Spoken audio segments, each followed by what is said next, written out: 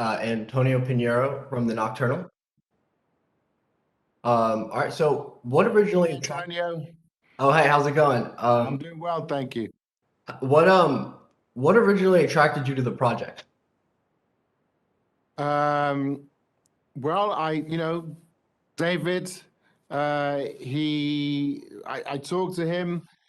I read the first two scripts, and then he told me this story that unfolded over 1,000 years, involved the far reaches of the galaxy and all these characters, and I was smack bang in the middle of it. And yeah, that plus the two scripts that I read, which were beautifully well constructed and written. So I was on board at that point. Right. So, in the show, you play Hari Seldon. Is there an aspect of Hari that you like or relate to? It's interesting because we did have a debate of whether it was Hari or Harry. We went back and forth on What it. is it? What is it? Harry. Harry. Oh, my bad. My bad. No, it's okay. I actually like Hari. Um, that sort of tips into that whole slightly mystical thing with people with followers. Um, so what was it that I was attracted to about that character? What did you like or relate to the most? Yeah.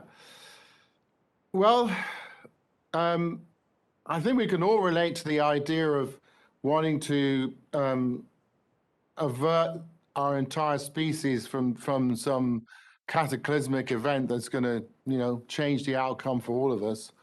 Um, that felt quite present. Right. um, I also enjoy the idea of playing characters who are ambiguous in the way that you experience them. You're not quite sure whether or not is he doing it for altruistic reasons, or is there some sort of ego aggrandizement pursuit involved? So I I enjoyed that duplicity or that ambiguity about it. I made my own decisions about it, but one discovers this as you go through the story. Okay. And were there any specific performances, like whether they were sci-fi or not, that you looked to as a reference point? Performance scenes. Like acting performances. Oh, I see.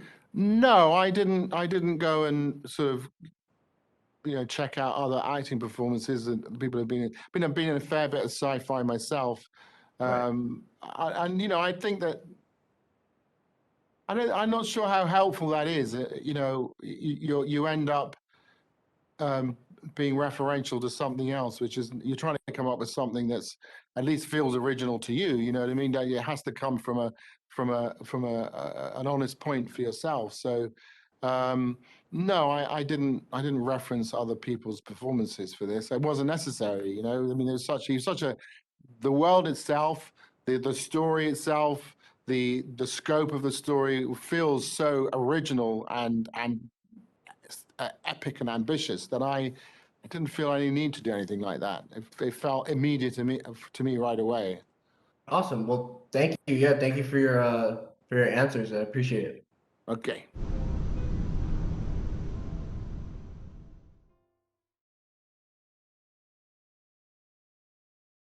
My name is Antonio Pinheiro. I'm from the Nocturnal.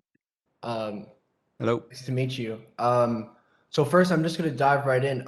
What about Asimov and the book series specifically compelled you to bring it to life? I was introduced to Asimov when I was 13 years old. At the time, I was told it was the greatest work of science fiction ever written, that all of science fiction owed a debt to this work. I think most of it does.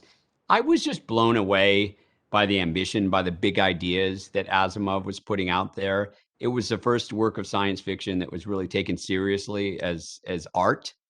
And I love the knowledge, the idea that history repeats itself. I love the crazy ambition that someone would say, I'm going to put in place a plan that's going to take 1,000 years to reach fruition. And just the scale and the scope of it was so mind-boggling. It blew me away as a kid. That's that's uh that's definitely interesting. How do you know when you've come across something that's worth adapting? It's worth adapting for me if it sticks with me. You know, if I think about it, if I've read it more than once. In the case of Foundation, I'd probably read it 4 times before I was given the opportunity to adapt it. I kept coming back to it. Foundation, it's a very for a lot of people, it's a very personal work, and it was for me. It was for a lot of people. So it's a privilege and an honor to be able to work on it. It was very meaningful to me personally in my life. And so, you know, given that I've now spent about 4 years working on it, it has to be something meaningful for you to invest that much time. Right. So coming back to the show, other than the books, what were the biggest influences behind the writing or the general direction?